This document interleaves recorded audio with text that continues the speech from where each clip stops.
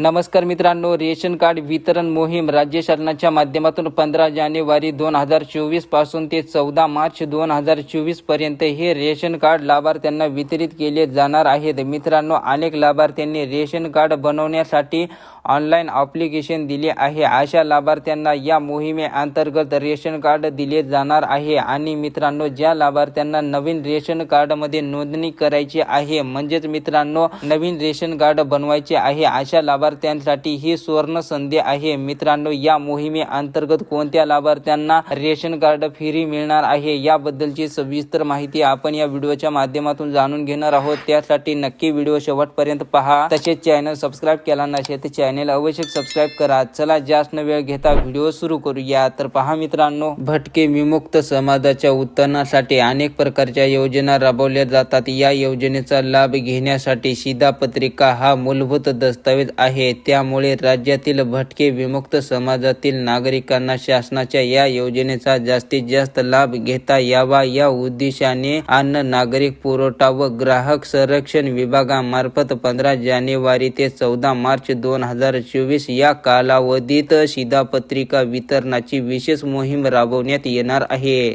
तसेच मित्रांनो, राष्ट्रीय अन्न सुरक्षण अधिनियमानुसार राज्यात अंत्योदय अन्न योजना व प्राधान्य कुटुंब लाभार्थी योजना राबवण्यात येत आहे. या योजनेत लाभार्थी निवड करताना अनुक्रमे 44,000 रुपये आणि 59,000 रुपये इतक्या वार्षिक मर्यादा निश्चित करण्यात आली आहे. या अनुषंगाने विशेष मोहीम राबवताना नियमानुसार पडताळणी करून भटके व विमुक्त समाजाच्या नागरिकांना इष्टकाच्या मर्यादेत शिधापत्रिका वितरित करून शिधापत्रिकेवरील अनुज्ञेय लाभ देण्यात येणार आहे. तर भटके व विमुक्त समाजाच्या नागरिकांना या विशेष मोहिमेचा जास्तीत जास्त लाभ घेता यावा असे आवाहन अन्न नागरिक पुरवठा विभागामार्फत करण्यात आला आहे. तर अशा प्रकारे मित्रांनो, राज्यातील भटके विमुक्त समाजाच्या लाभार्थ्यांना या मोहिमेअंतर्गत 15 जानेवारी 2024 ते 14 मार्च 2024 या कालावधीत त्यांना हे रेशन कार्ड वाटप केले जाणार आहे. मित्रांनो, व्हिडिओला लाईक करा, चॅनलला सबस्क्राईब केलं नसेल तर चॅनलला अवश्य सबस्क्राईब करा. धन्यवाद.